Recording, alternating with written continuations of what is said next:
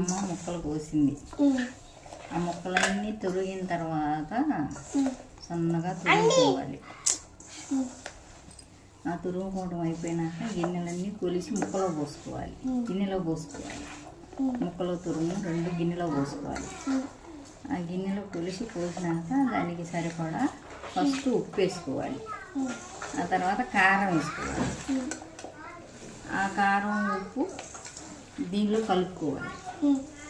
అది కలిసిన తర్వాత ఉప్పు కారం కలిసిన తర్వాత ఇట్లా కలుపుతుంటే అది చూడు ఇందాక కన్నా ఇప్పుడు నీరు వచ్చేసింది. అడ్డంలే ఇట్లా ఇది నీరు వచ్చింది. అప్పుడు జారు జారుగా వచ్చింది ఆ తురుముకి. దీనిలో ఇప్పుడు ఈ గిన్నెలో మసాలా వేసుకోవాలి. అది నూనె సరిపోవాలి. ఎందుకో చెప్పనా నూనె సరిపోని పోయలేదు. మామయ్యకి అమ్మకి గిన్నెలో బాక్స్లో పెడితే ప్రయాణాల్లో నూనె కారిపోద్ది. అందుకని కొంచెం నూనె తక్కువ పోసా. అక్కడికి వెళ్ళాక మీరు నూనె కాగబెట్టి పోసుకోవచ్చు. అన్నీ వేసేదాన్ని కాకపోతే నూనె తక్కువ ఉండు. ఇప్పుడు ఇది వేసుకోవాలి. నీవు రాదు ఉండు. ఇప్పుడు ఇది మంచి వాసన వచ్చింది అన్నమాట. నువ్వు అడ్డవలే నాకు చేతి కిందలే ఏదో చెప్దామని పిలిచాను నేను.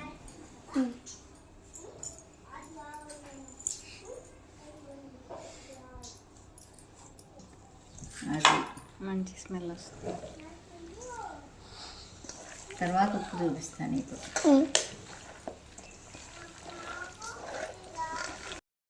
అదే నువ్వు చేయటం. ఫస్ట్ ముక్కలు కోసుకోవాలి గిన్నెలో. అమ్మ ముక్కలు కోసింది. ఆ ముక్కలన్నీ తొరిగిన తర్వాత సన్నగా తురుముకోవాలి. ఆ తురుముకోవడం అయిపోయినాక గిన్నెలన్నీ కొలిసి ముక్కలో పోసుకోవాలి. గిన్నెలో పోసుకోవాలి.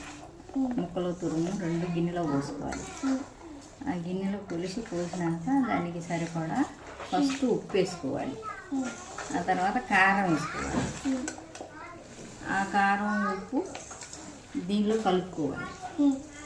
అది కలిసిన తర్వాత ఉప్పు కారం కలిసిన తర్వాత ఇట్లా కలుపుతుంటే అది చూడు ఇందాక కన్నా ఇప్పుడు నీరు వచ్చేసింది. అడ్డంలే ఇట్లా ఇది నీరు వచ్చింది. అప్పుడు జారు జారుగా వచ్చింది ఆ తురుముకి.